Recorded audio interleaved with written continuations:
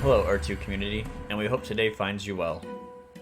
There has not been a whole lot coming from HQ since Shane pulled an Eddie Murphy and we saw him coming to America. However, we do have a few things to talk about in today's video release. First of all, we saw a few territories release over the last week. Vatigana Samoa was the first property being released this week. We did not see a lot of buying in this territory, as even at the time of this video being made, the price is still at 0.109, so right above a dime. However, I got a 750 in here. Not even gonna lie, love it. Cheap upgrade, gonna do it up.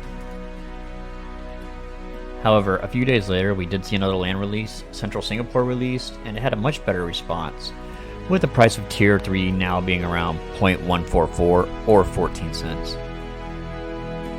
Speaking of land releases, we do have another one scheduled for April 6, 2024 for Western Cape in South Africa. It will be in fact interesting to see what kind of numbers that release will do, because it's Western Cape. So an update on the Essence token, as far as we know, we are still set for launch by this month or early May. Now, there's still nothing set in stone for the liquidity pool. However, I believe the community is organizing amongst themselves. We're not going to report that anything's happening because we don't have any facts. We're never going to be one to spread rumors and maybes on this channel. But just watch out. You might find something out for yourself. Speaking of liquidity pools, there's been some concern about how the coin will operate inside the ecosystem. And the user Nautilus from Discord explains the process as so. And I'm going to be quoting him for the next couple of lines.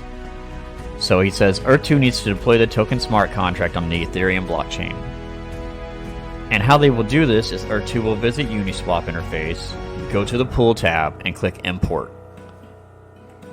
He will then have to enter the token contract address, and Uniswap will display the token details if it's a valid ERC20 or ER721 token. Click to enable token. Once the token is imported, users can start trading it on Uniswap, providing there's sufficient liquidity available. And that is when liquidity providers can start providing liquidity for the token pair. So the liquidity providers will create a pool and add liquidity to the token so that they can start trading. These liquidity providers don't necessarily need to be the developers, they could be anyone with the tokens in their wallets. Now, it is worth noting that if you're a liquidity provider, you do get bonus payouts for providing liquidity. So, side hustle or what, if you've got the money in your account and you wanted to provide a pair, you would get rewarded for that. So we here at Earth2 in the Know would like to thank the user Nautilus for an excellent explanation of what is happening with the Essence tokens launch on Uniswap when it comes to the liquidity. So we would also like to approach a subject with you guys that there's been some discussion about in the socials. Some users, and as always, we will not name players as we never want anyone to feel like a target, but some users feel like the team has already released an over-necessary amounts of skins. Personally, I find myself constantly clicking refresh and looking for the next one to pop up, but that's just me. So what do you guys think? Are we saturating the market early on with skins? So I'd like to talk about this and present only the facts. And then you guys can make an informed decision. At the moment, Fortnite has 1,788 original skins. At the moment, League of Legends has 1,655 original skins.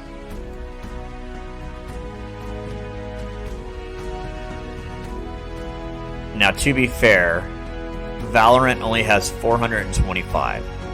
However, if you were to purchase them all, it would run you $7,425 US. And that's not a typo. So we guess now that you have some of those numbers to examine, it is pretty obvious we have a long way to go when it comes to the skins. Something that we've not really yet approached on this channel or really had a chance to look at is the biome section of the white paper. It states that the early version of Earth2 will support a decent 250 different types of biomes. the early version. Let's look for some perspective on that. In Lego Fortnite, which keeps people entertained sometimes for 6 to 8 hour streams on Twitch, has 4 biomes.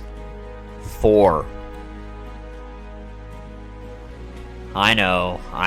Not really a fair comparison, right? I mean, it's pretty much a kid's game. Well, let's take a look at Minecraft. Arguably one of the most successful games in history, only has a massive 64 biomes. We're already like 176, 186 ahead. Beautiful. And of course, that is the early release and will only improve. We have so much to look forward to with this project, and it's much more than just MetaMask and Essence trades. I also want to mention that as a reminder, the play-to-earn industry is at an accelerating pace and will be creating massive opportunities to build in the future for us.